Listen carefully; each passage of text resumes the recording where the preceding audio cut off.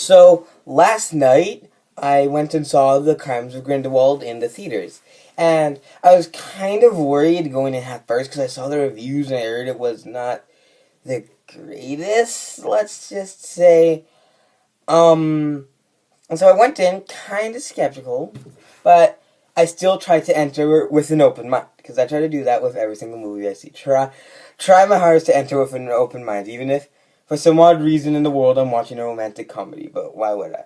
But anyways, so I walk in. It's pretty good. I sit down, goes through the trailers, and then the movie starts, and I was like, it has a very promising start.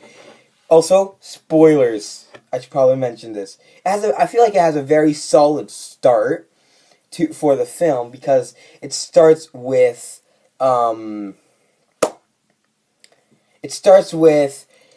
Grindawald doing this super weird thing that we don't know how he did it. He's just really cool. Then he goes and gets out of prison because he was arrested by Makusa at the end of the first Fantastic Beasts. We also learned it's been 6 months. So yeah, and then later we have a 3 months.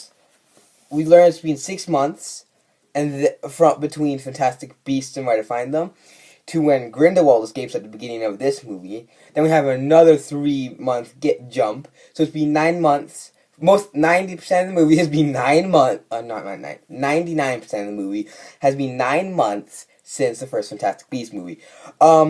But with this opening scene, it's really promising. I feel like it's really good. Could set up loads of potential because it has this really cool theatrical chase in a thunderstorm, and people are getting tossed out of a flying carriage.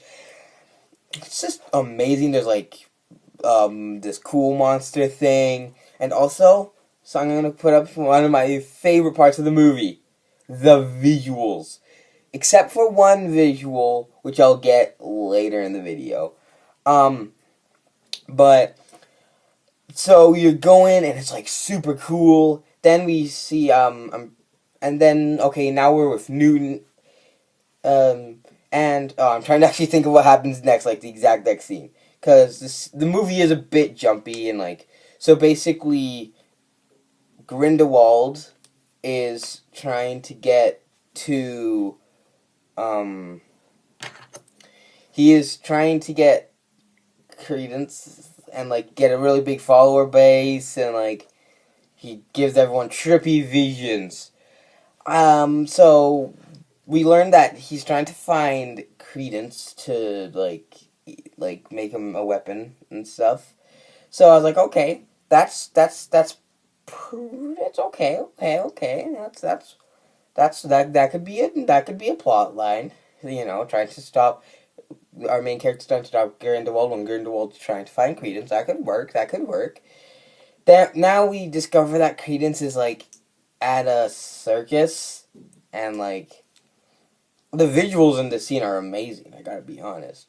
And we see Nagini, who turns into a snake because Nagini is Voldemort's snake.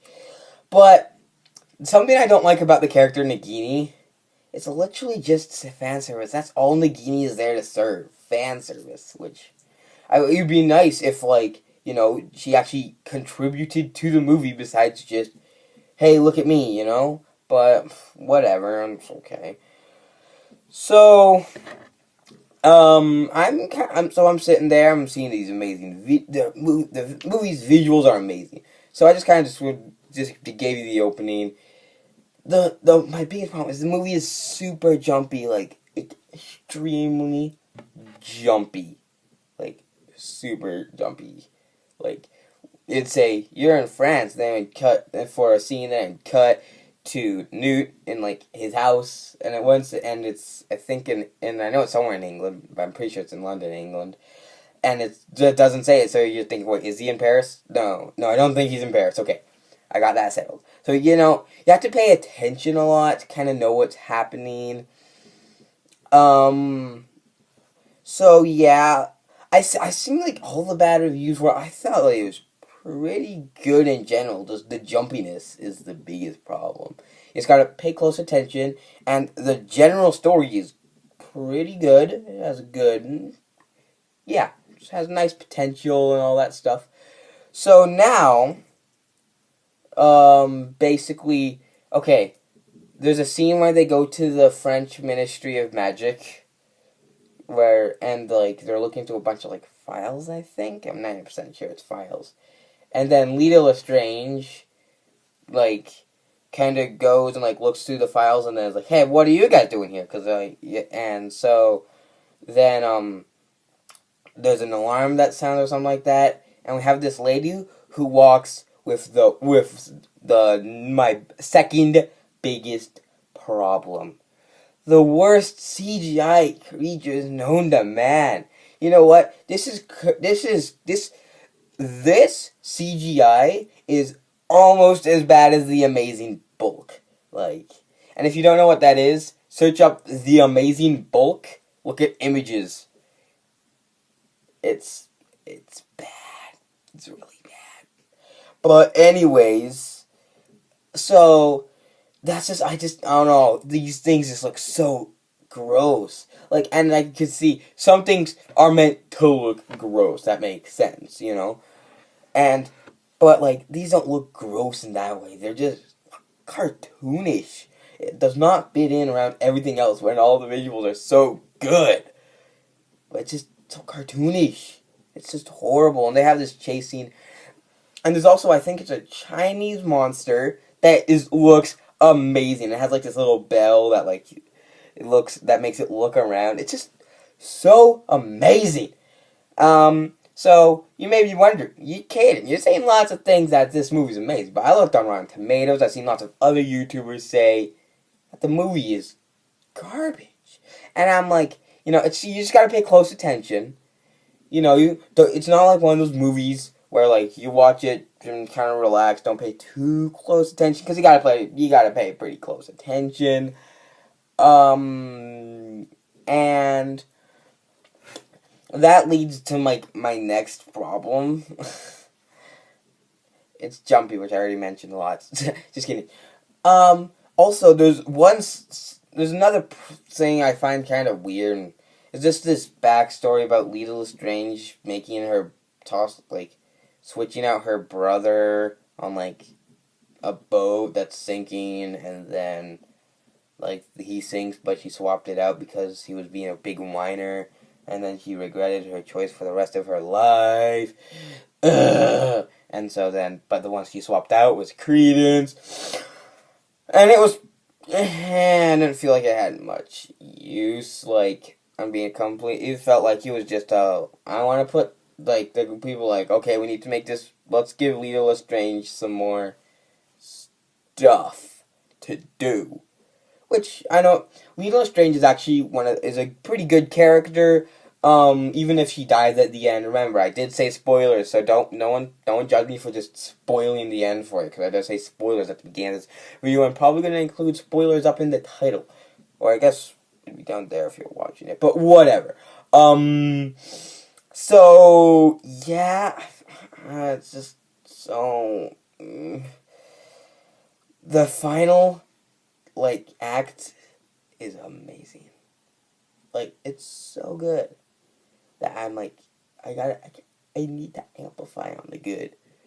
So, yeah, it was just, I felt like that final act, it looked so beautiful. We had Nicholas Flamel, who I felt like was 90% fan service. At least he was better than Nagini, who didn't do a single thing. He did one thing, and it wasn't even too important because the other characters could have just done it. He would have worked not being in it.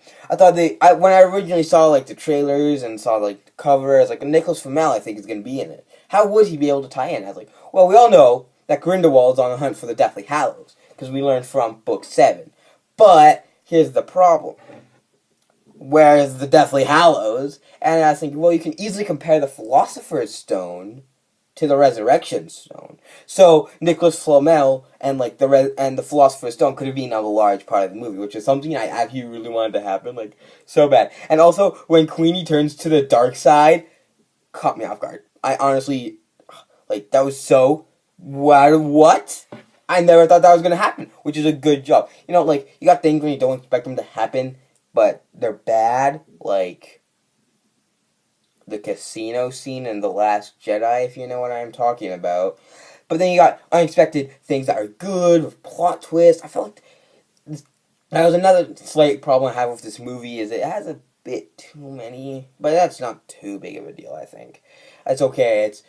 I feel like a lot of this movie was just to get you from Fantastic Beasts and Where to Find Them to whatever the third Fantastic Beasts movie is, and then eventually, hopefully, leading to the amazing battle between Dumbledore and Grindelwald. Hopefully that happens at the end of the fifth Fantastic Beasts movie. If it doesn't, hopefully it happens before that then.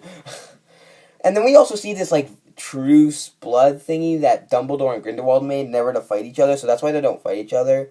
And now Dumbledore's going to try to find a way to destroy it at the end of the movie. Okay. Didn't need to, but that was something that wasn't exactly needed. You know, they're going to really change anything. But it didn't really hurt. It's just, you know, okay, it was there. Okay, whatever. So, another thing I think I should address is, like, Grindelwald as a character. So awesome. Like, there's this scene where during a graveyard, there's like a courtroom or something like that under it or whatever, and then like he has a bunch of his followers there, and he's like, "We shall overthrow the Muggles," and then he gives everyone visions of the Second World War, and that's just, I feel like it's so cool because we had a bunch of Aurors also there, and then Grindelwald goes and summons a ring of fire around him, and it was so cool. Like, honestly, it was, and like, it made it so if you were like, I think this is how it worked. It wasn't too clear, but oh well. If you really actually wanted, if you like inside, you actually wanted to join Grindelwald, you won't get burned, so you can enter the circle. But if you're just trying to attack him or fool him or whatever, you get burned. And then he starts finding the fire at like, so all of his followers disappear except like the Aurors and our protagonists. And so we have like a cool and it's like super awesome battle, and then it eventually gets out of the courtroom, and this is the definition of of how if you see the scene, you will know what I mean by, like, this is the scene that it just is the most meaning by. This movie has amazing visuals, like absolutely amazing. So they have this amazing battle, and then a bunch of heroes, and Nicholas Flamel comes out of nowhere, and here's the one thing he does. He's like, let's stand in a circle and make a cool ring of fire, like he did, but it's going to be orange, and there's going to be a giant fire battle, and it's going to look absolutely amazing. And then everyone's like, okay, yeah, let's do that. So, like, stick their wands in the ground, and, like, fire erupts, and it's, like, battling the blue fire from Grindawald, and it's, like, super cool, and it's just absolutely amazing climax. I felt like that was done so well. Like, honestly, and just, I don't know why I love Grindawald so much. He's just such an intriguing character. Like, he's like, it's amazing because, like, he's like, well, look, like, if he's like, he's not trying to, like, let's kill all the Muggles and stuff. He's like, let's join one with the Muggles. Of course, they won't be the same as us, but that doesn't, like, I think he's trying to say that won't, like, make them, like, weaker than us. Like, look at what they can do. They can, like, cause, and he shows them visions of the Second World War, which was caused by us Muggles. It's just so cool, and I just absolutely enjoyed the movie. It was so fun. But this is a kind of on a longer video. Hope you guys enjoyed. Leave a like and subscribe. I have a new channel called The Legendary Bumblebee Plays. It's a gaming channel. I have a couple videos up there now, up there right now. So yeah, go check them out. See y'all later.